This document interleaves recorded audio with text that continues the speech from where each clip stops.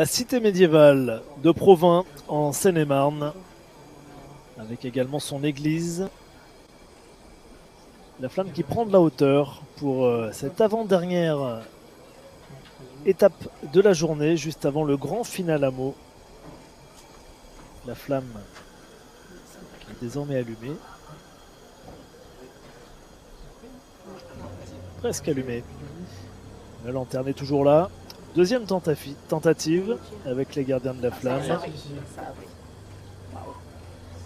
Cette fois, le relais va pouvoir partir du haut de la tour César pour traverser ensuite la cour du lycée Thibaut de Champagne, l'ancien palais des comtes de Champagne. La flamme ira ensuite place du Châtel avec ses majestueux remparts pour arriver à l'office de tourisme de Provins.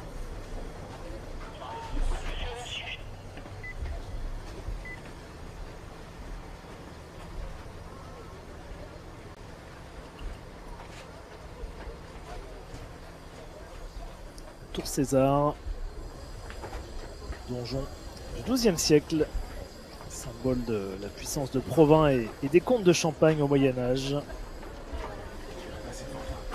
Édifice extrêmement bien conservé, pas très haut de plafond. Au niveau de la toiture, attention quand même avec la flamme olympique.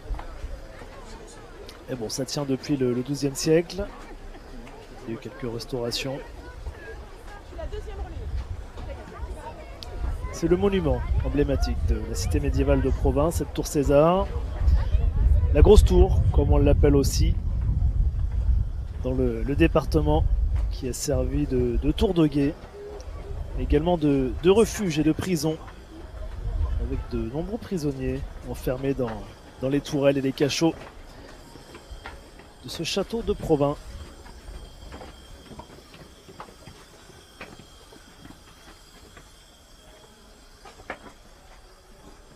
À découvrir également de nuit avec l'illumination nocturne de la tour qui vaut le détour à Provins. Immense privilège pour Margot Boulet, première relayeuse de ce convoi agile à Provins. 10 porteurs de flammes au total, 2 km à parcourir. Un convoi agile un petit peu plus conséquent qu'à l'accoutumée. Margot Boulet, excellente nageuse, qui a intégré le JEGN. C'est bon, c'est bon. Elle a été victime lors d'un entraînement d'une grave blessure lors d'un saut en parachute.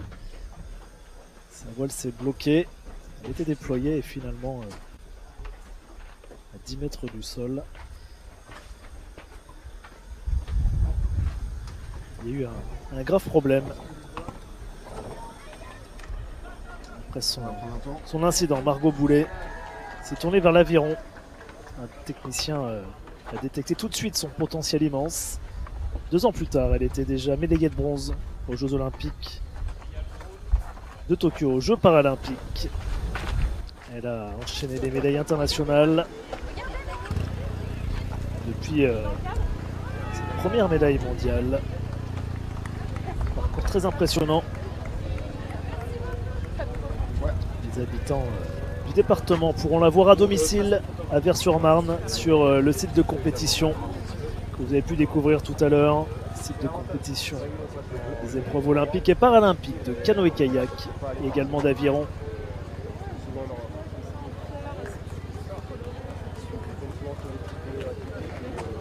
C'est loin de s'imaginer un avenir paralympique.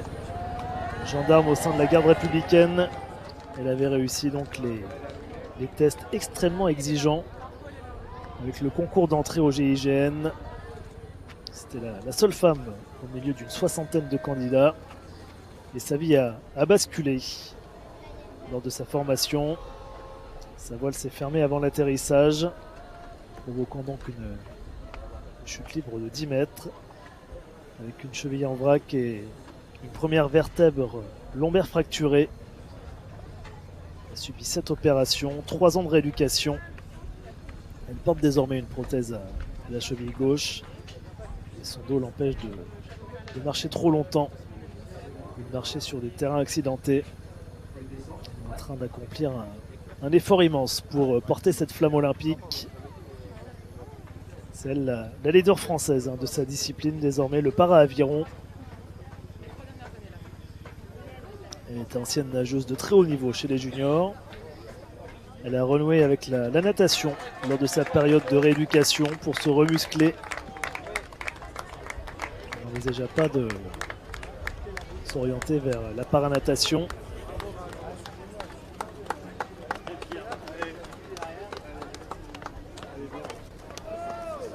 Dans sa famille, énormément d'implications au sein du club nautique de Nogent-sur-Seine.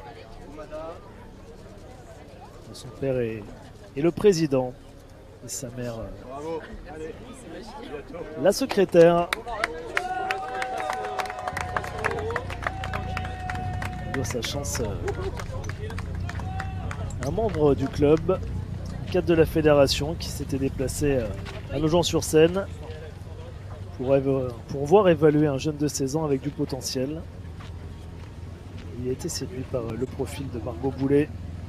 Il lui a proposé de faire des tests. Et sa puissance sur l'eau, son coup de pagaie a rapidement convaincu les instances, son coup de rame plutôt, de l'intégrer au collectif qui préparait les Jeux paralympiques de Tokyo. 2 ans plus tard, le résultat était là avec une médaille de bronze. Margot Boulet. Ascension fulgurante. On regarde bien la caméra, regardez bien face à la caméra.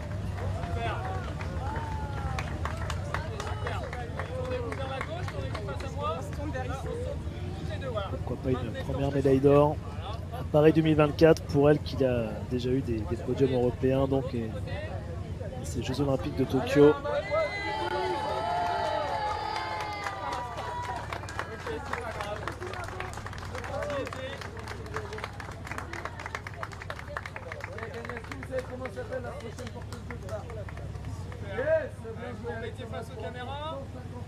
Le vice-championne d'Europe d'ailleurs au mois d'avril, Margot Boulet. Toujours sous contrat avec l'armée.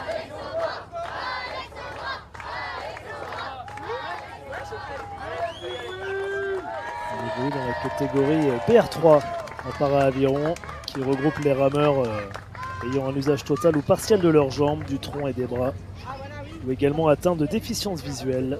Le bateau est le même que pour les valides, sans adaptation particulière. Après le para-aviron et le destin hors norme de Margot Boulet, nous sommes avec Alexandra Jupiter, joueuse française de volleyball et de beach volley, qui est née à Charenton-le-Pont, exceptionneuse attaquante. Elle est formée aux États-Unis, elle a également joué à Porto Rico avant de revenir en Europe. Elle a été médaillée d'argent aux Jeux méditerranéens en 2018, médaillée d'or également aux Jeux méditerranéens de plage en 2019, donc à la fois en volley en 2018 et en beach volley en 2019. Elle est qualifiée pour les Jeux Olympiques. Elle évoluera avec Ledzana Placette, notre paire française qualifiée, constituée d'Aline Chamereau et Clémence Vieira. 2 paires françaises sont également qualifiées, Arnaud Gauthier-Rat, Youssef Krou et puis Rémi Bassereau et Julien Linel, un des spots enviés par tous les sportifs, que celui du beach volley qui sera sous la Tour Eiffel sur le Champ de Mars, avec une ambiance exceptionnelle à venir. C'est un Brésilien qui entraîne l'équipe de France, la plus grande nation de beach volley, Lisandro Carvalho. Il y a donc eu 2 sésames décrochés par les Françaises. Ledzana Placette et Alexia Richard ont pris la 15e place du ranking mondial pour se qualifier. Il y avait 17 qualifiés par cet intermédiaire. Notre paire française dont fait partie.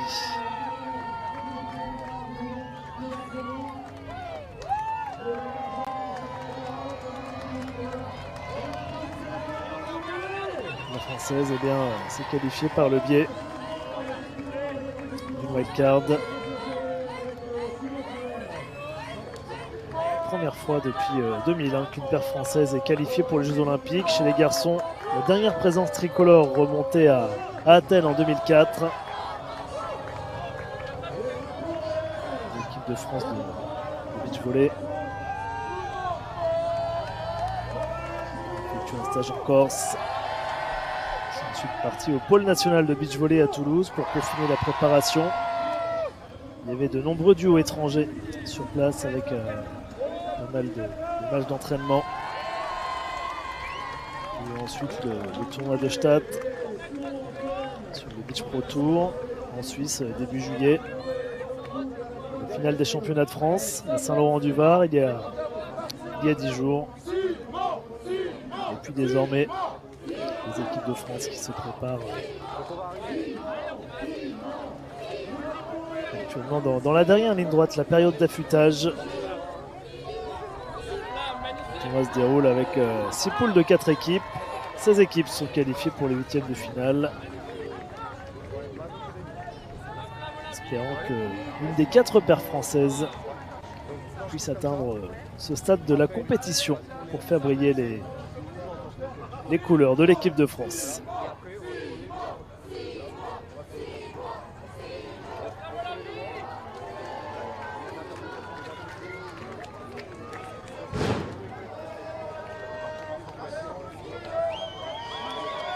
Ingrid Ducrotois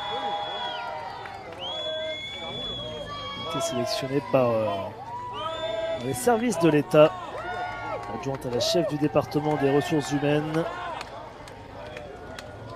en Seine-et-Marne. Grande sportive, basketteuse depuis l'enfance, toujours animée par cette passion du sport collectif et l'esprit d'équipe.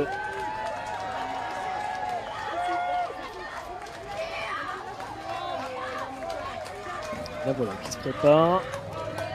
Du Courtois. Il y a eu un relayeur qui s'est intercalé. Simon Cohen. Qui a été sélectionné lui par la région Île-de-France. Passionné de plongeon. Très mobilisé pour promouvoir la diversité et l'inclusion dans le sport. Il évolue au Paris Aquatique. Club de natation LGBT affilié à la Fédération française de natation. Il participe à de nombreuses compétitions au niveau national et même international. Les championnats du monde qui se sont déroulés à Fukuoka en août dernier.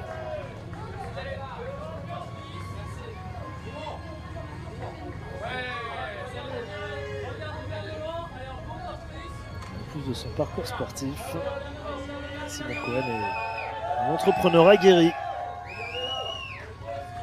Il a fondé une agence de création audiovisuelle à destination des entreprises. Allez mesdames, la fête du brûle.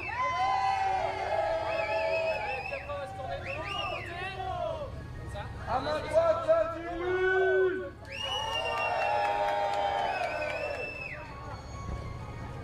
Regardez là. Allez, on va dire au revoir, Simon Blanc.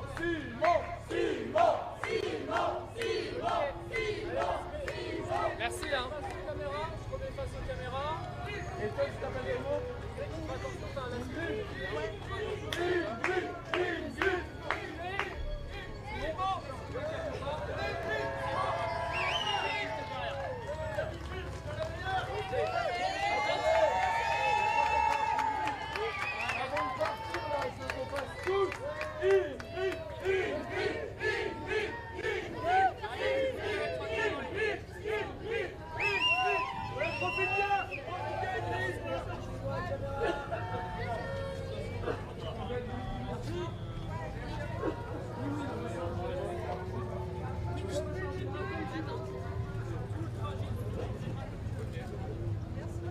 Scouts de France que vous avez pu apercevoir sur le parcours du relais de la flamme.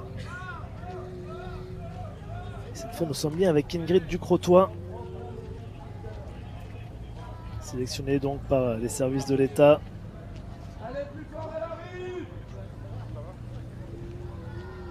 Engagé donc au sein d'un club de basket, le Mesport Basketball.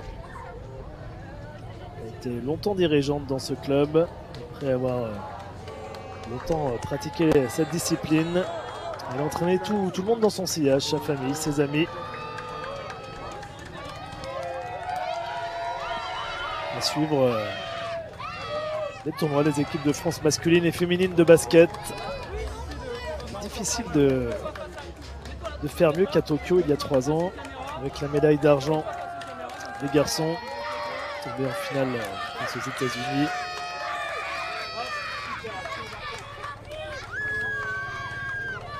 L'équipe de France féminine est terminée à la 3e place, prenant la médaille de bronze. Pour les garçons, c'était la meilleure performance depuis la médaille d'argent à Sydney en 2000.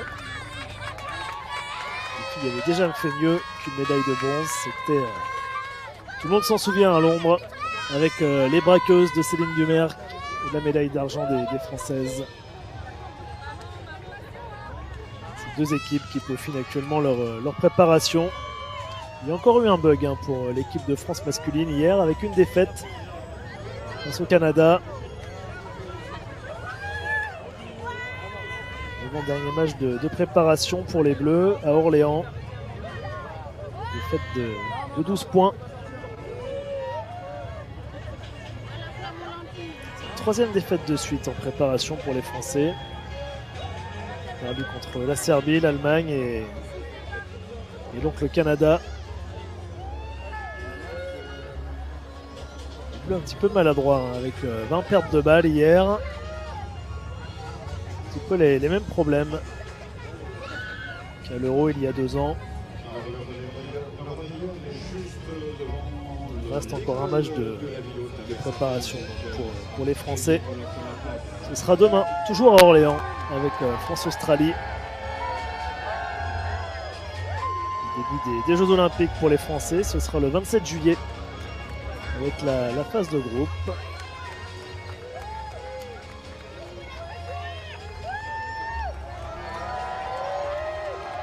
France-Brésil.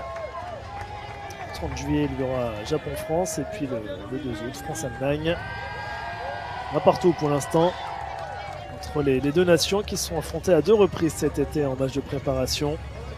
Tout va bien en revanche pour l'équipe de France de basket féminine. Déroutante. 4 matchs de préparation, 4 victoires. Même quand il y a un large turnover dans l'effectif. Des Marrons, elle, le lundi 29 juillet face au Canada, avant d'enchaîner le Nigeria le 1er août et puis l'Australie le 4 août prochain.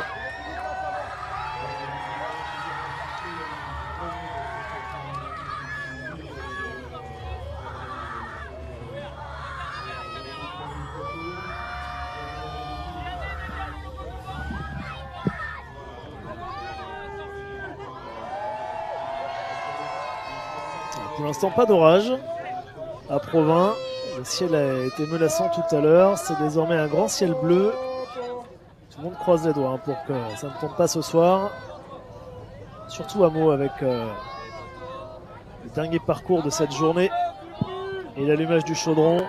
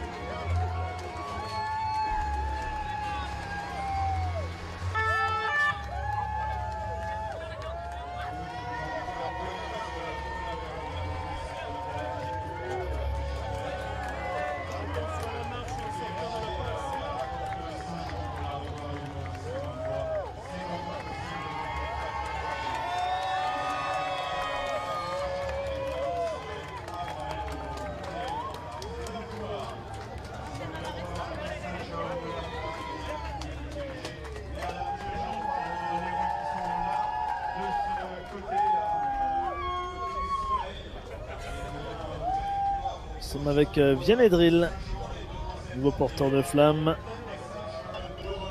La cité médiévale de Provence. Avec ses maisons traditionnelles. Ce garçon a été sélectionné par le CIO. Entreprise où il travaille, le comité international olympique. Et notamment sur les contenus pour la chaîne olympique du CIO. Mathilde Delorme qui se prépare juste après travail également au CIO. Ah non, ça va pas tomber, c'est sûr. Ah ouais, non. Tu peux y aller, hein. Ça bouge pas. Ça va bien, Ouais, c'est la carte. C'est la carte.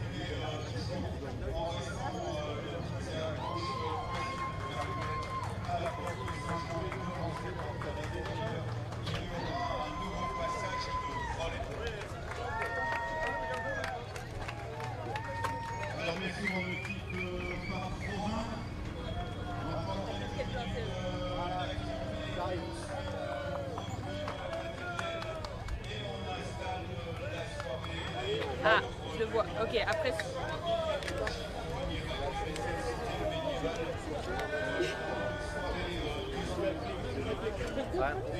Attends, on va laisser passer le vélo. Et après au centre. Et juste après le vélo.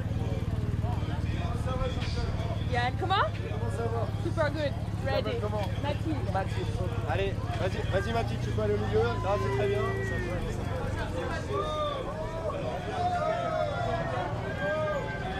Regarde bien les caméras, encore kiss. Voilà, super. Regarde les caméras.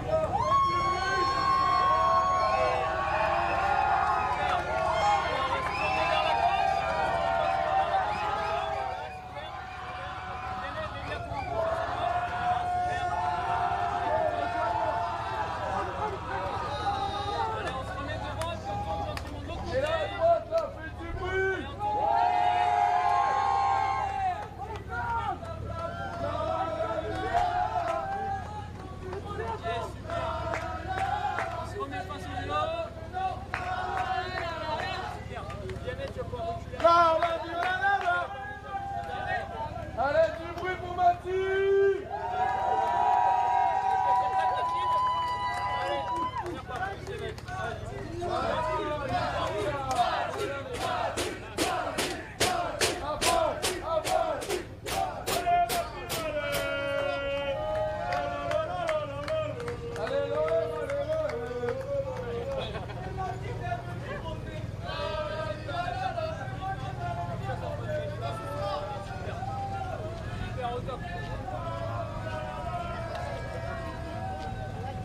Allez, go!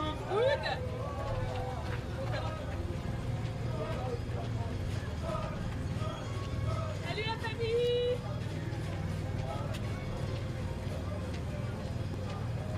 Il va te faire des photos de fou si tu le regardes. Mathilde Delorme en tête de cortège, sélectionnée elle aussi par le comité international olympique, fondé par Pierre de Coubertin. Parce qu'il a rénové les Jeux olympiques, les Jeux antiques. CIO basé en Suisse, avec de nombreux collaborateurs à travers le monde.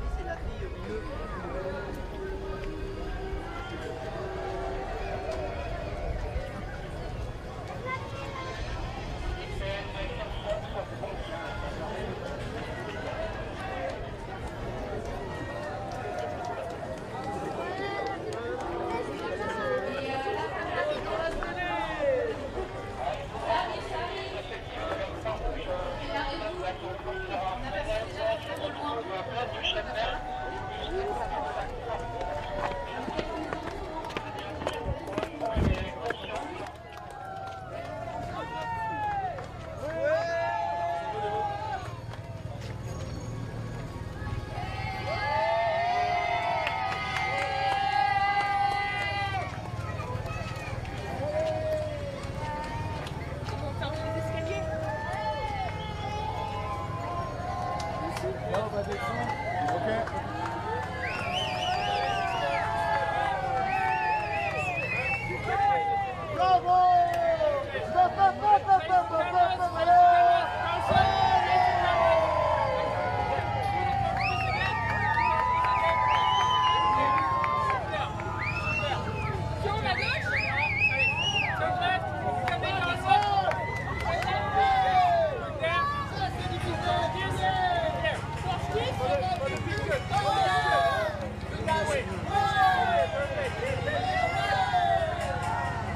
La flamme olympique qui revient au pied des remparts de la cité médiévale, les fortifications de Provins.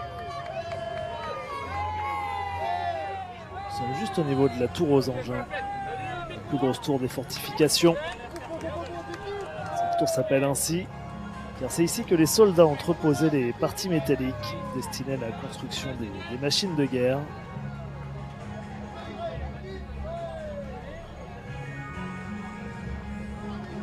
Selon la légende locale, les fossés qui existaient au pied de la tour n'ont jamais été remplis d'eau pour éviter justement que le métal ne rouille.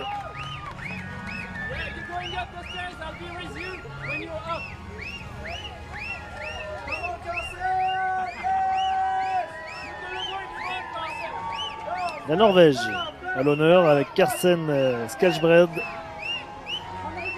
qui va se hisser au sommet de la tour aux engins. Journaliste norvégien extrêmement connu dans son pays pour sa présence médiatique à la télé norvégienne, mais surtout pour avoir gagné Danse avec les stars en Norvège.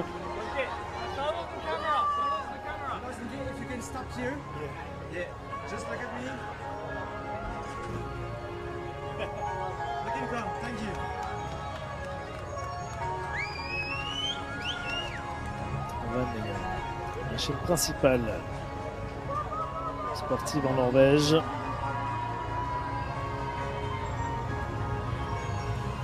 Voilà. En train de faire le tour des fortifications. Il suivra les exploits du Norvégien Jacob Ingebrigtsen, champion olympique du 1500 mètres, en pleine forme avec un nouveau record d'Europe à son actif qui a été battu à Oslo il y a quelques jours. Une grosse densité sur le 1500 mètres. Jeux olympiques.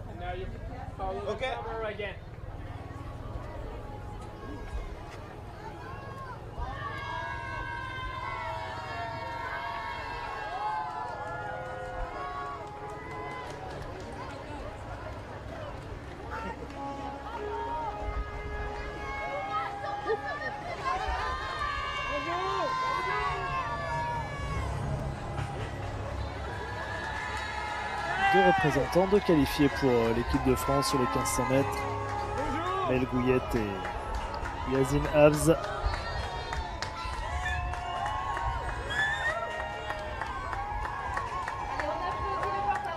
Pas forcément là les plus grands espoirs de médailles pour les Français en athlétisme.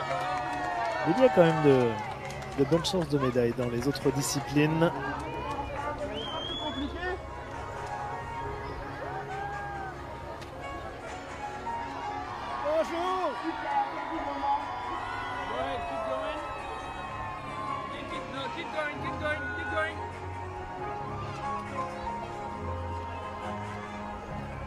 Impressionnant ces remparts de province.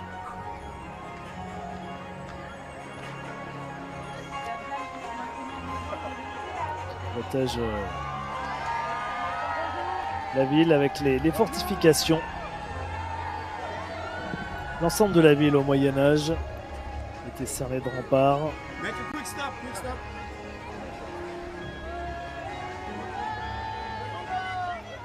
Cité médiévale qui a été édifiée entre les 11e et les 13e siècles.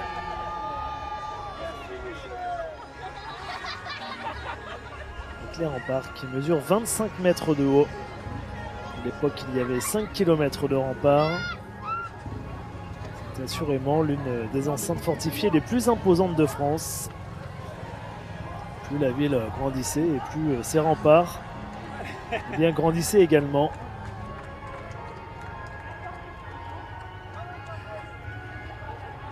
Avait vu les choses en grand afin d'accueillir et de protéger les habitants et les très nombreux marchands qui venaient à l'époque pour les foires de Champagne. Il reste tout de même 1,2 km de fortifications de la ville haute. D'ailleurs assez facile quand vous êtes sur place d'imaginer le reste des fortifications grâce aux allées adjacentes et aux rues qui partent au pied des remparts.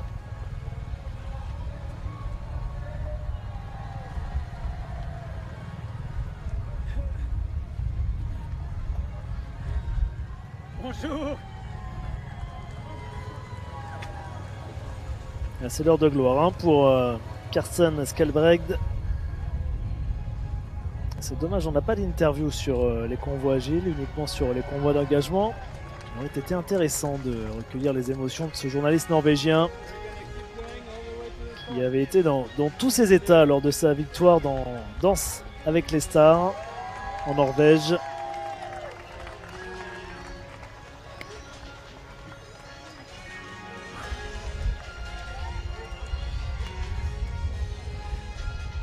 Ce site qui est évidemment classé au titre des monuments historiques.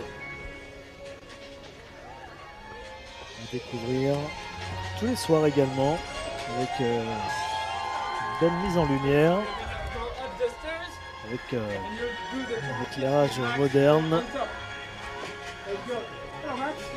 posé de LED à la fois économique et écologique.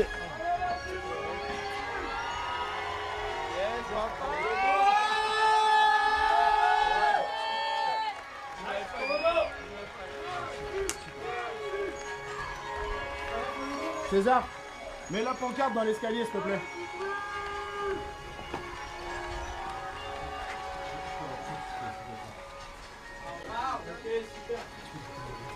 Bravo! Vous êtes trop beau! Huge potentiel! Come on! Ok, super. Awesome. À l'avance son cours. Ok, vas-y Max. Allez, Tu es? Max. Nous n'avions pas d'informations sur le prochain relayeur. Vous avez peut-être entendu les équipes techniques Voilà, tu vois aussi. demander à quelqu'un d'installer la pancarte.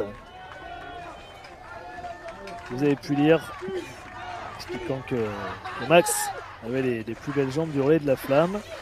Donc voilà un nouveau membre de l'organisation du relais qui a l'honneur de se faire plaisir et de porter la flamme olympique. On va le laisser profiter.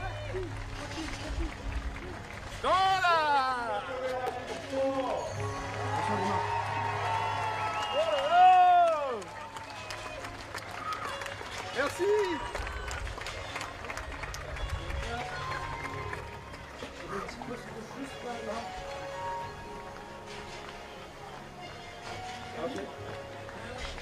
Attends. Bon pas. Merci. C'est beau toi aussi, tu sais. C'est les superstars. Yeah!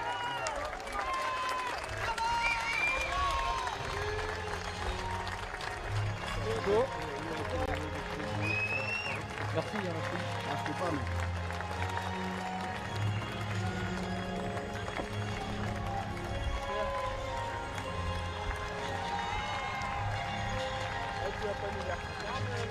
Oh là là! Eh, mets-moi ton logo devant, Max. Hein? Mets-moi ton logo devant. Ah oui, pardon, merde. Eh, les règles. Putain, ça fait 2 mois qu'on révise!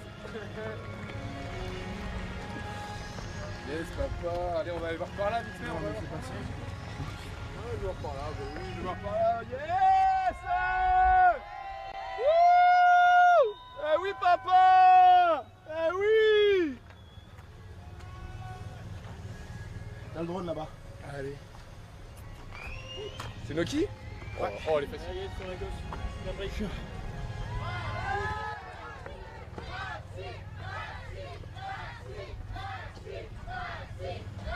C'est chez GG. Oh, c'est GG!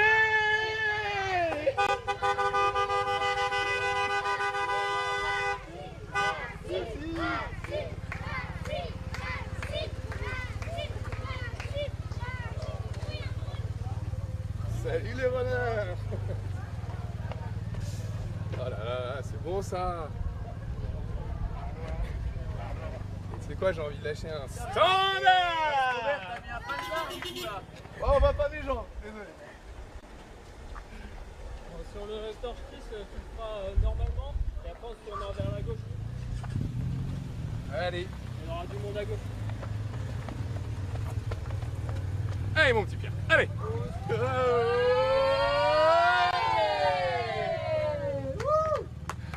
Ouais, Max, bravo. Ouais.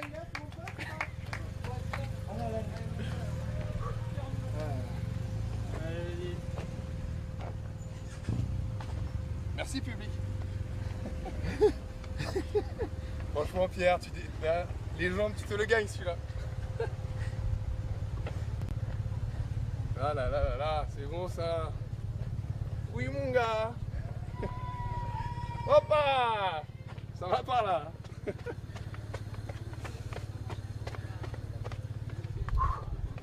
Attention. Hoppa. Faites-moi un beau torpille. Yeah. Nickel. Merci les gars. Alors on laisse les photos.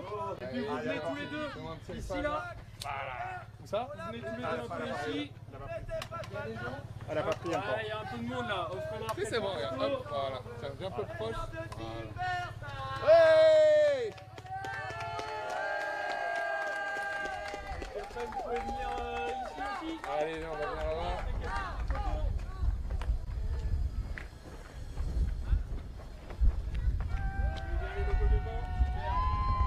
Yes!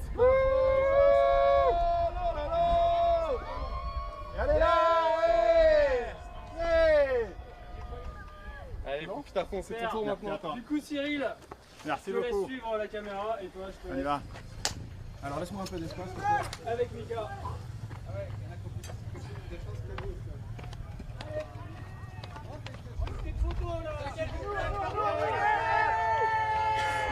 J'arrive.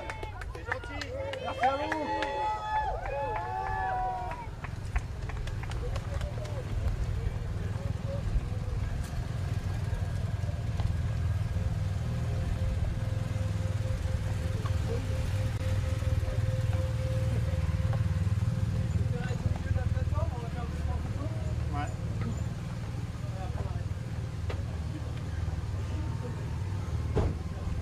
Allez, un nouveau relayeur, Thomas Esker.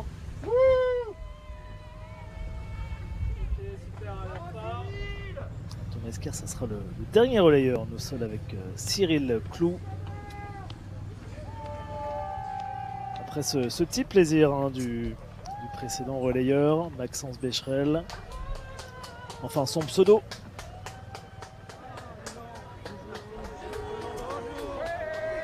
On peut avoir David Moncoutier plutôt qu'un membre de l'organisation, par exemple la province, coureur cycliste qui a marqué l'histoire du cyclisme français, qui est né à Provins justement, professionnel de 1997 à 2012 au sein de l'équipe Cofidis. Il a remporté 2 étapes du Tour de France en 2004 et en 2005. 4 étapes du Tour d'Espagne également, en 2008, en 2009, en 2010 et en 2011. Allez la France, allez. Il a même remporté 4 fois de suite le classement de la montagne sur la Vuelta. Classement du meilleur grimpeur. Il a participé à 17 grands tours. Il a remporté 23 victoires en carrière.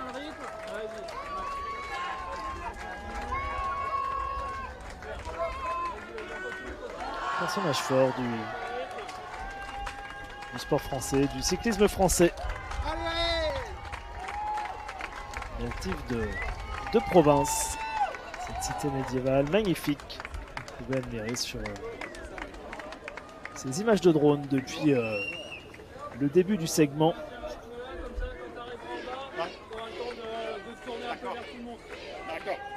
Thomas aujourd'hui au drone, qui nous régale.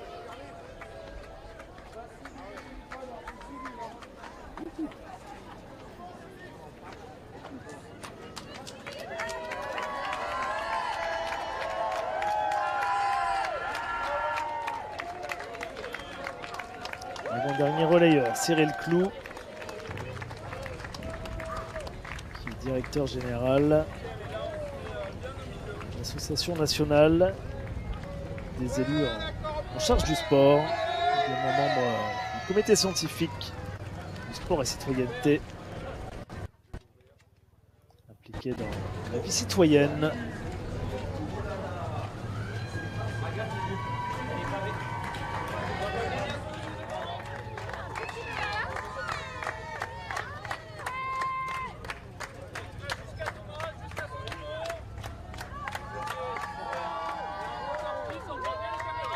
Voilà le dernier torche-kiss ici à Provins. Avec Thomas Esquer, sélectionné lui par les services de l'État.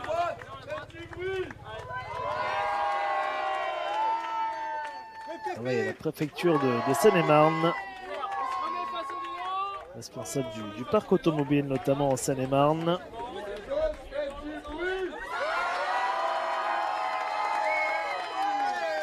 Un rêve d'enfant pour Thomas Esquer de porter la flamme. Passionné des Jeux Olympiques.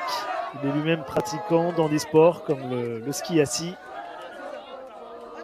la natation, le tir à l'arc et puis le basket fauteuil.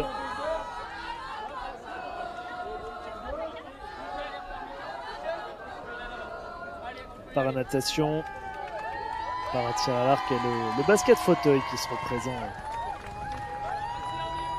aux Jeux paralympiques à partir du 28 août prochain. N'hésitez pas si vous souhaitez venir encourager les Français et les Françaises. Il reste encore pas mal de places à vendre. Un bon million de places ont été vendues. Au total, il y a 2 800 000 places à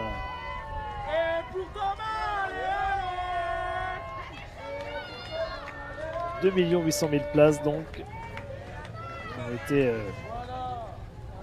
éditées pour ces Jeux paralympiques. Et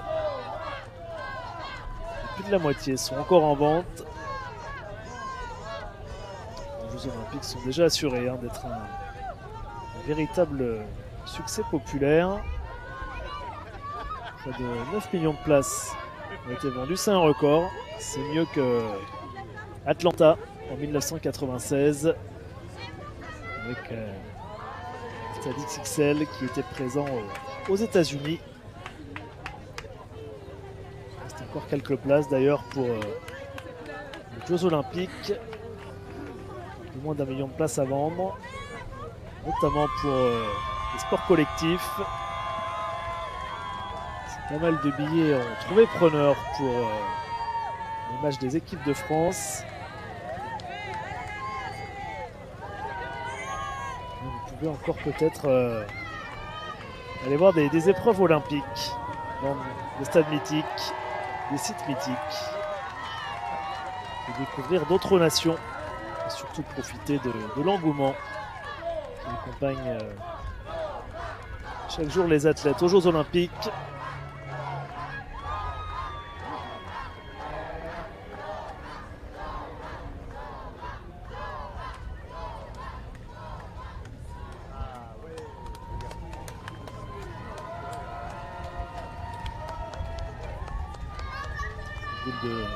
De Provence, avec une cité médiévale qui est sur la liste du patrimoine mondial de l'UNESCO, rien que ça. Vous avez vu tout à l'heure un fauconnier, il y a de nombreux spectacles historiques avec les aigles des remparts, spectacle équestre également avec la légende des chevaliers. Découvrir cette commune de Seine-Maritime.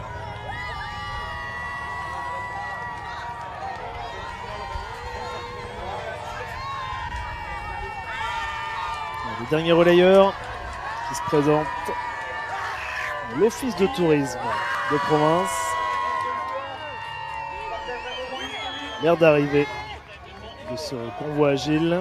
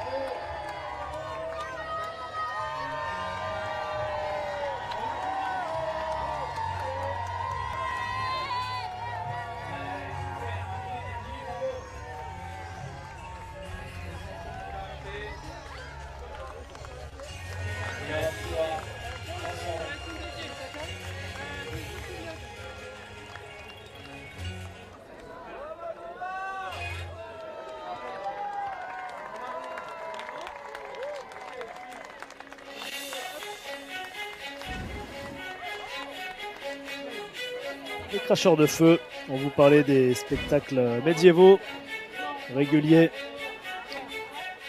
au sein de ce site historique de Provins. On va peut-être leur dire de rester d'ailleurs, de rester avec les gardiens de la flamme jusqu'à Meaux.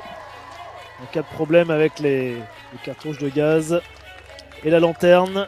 Un moyen original peut-être d'allumer la flamme olympique. Tous les porteurs de flammes qui rejoignent Thomas Esquer, Margot Boulet, Alexandra Jupiter, Simon Cohen, Ingrid Ducrotois, Vianney Drill, Mathilde Delorme, Garcette Calbred, Maxence, Cyril Clou. Et donc Thomas Esquer, on vous laisse sur ce cri de joie, ce cri de guerre des porteurs de flammes. Et on vous donne rendez-vous dans quelques minutes pour le dernier tronçon de la journée avec l'allumage du chaudron à Meaux.